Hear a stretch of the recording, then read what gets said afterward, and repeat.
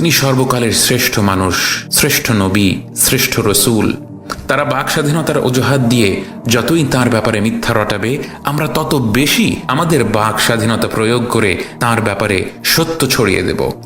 আমরা তার মহান চরিত্র গোটা বিশ্বের সামনে তুলে ধরব লেখালেখির মাধ্যমে, ভিডিওর মাধ্যমে, পডকাস্টের মাধ্যমে, ব্লগের মাধ্যমে, খুতবাতে, হালাকাতে, মসজিদে, মজলিসে, ঘরে ও কর্মস্থলে, পথে ঘাটে, দিনে ও রাতে আমরা দেখিয়ে দেব আমার রাসূল সাল্লাল্লাহু আলাইহি ওয়াসাল্লামের বিরুদ্ধে একটা মিথ্যা রটানো হলে বিশ্বের প্রতিটি কোণে কোটি কোটি মানুষ উচ্চস্বরে তাঁর গুণগান গাইবে, সত্য তুলে ধরবে।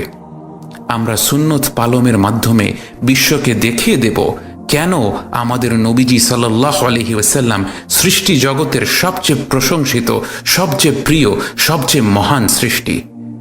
আর যদি আমরা তা না করতে পারি, তার সম্মান অনুপরিমাণও কমবে না।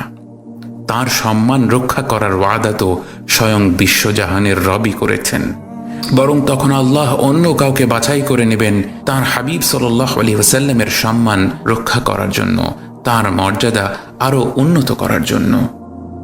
আল্লাহ যেন আমাদের সবাইকে রাসূল সাল্লাল্লাহু আলাইহি ওয়াসাল্লামের মর্যাদার খেদমত করার সুযোগ দেন।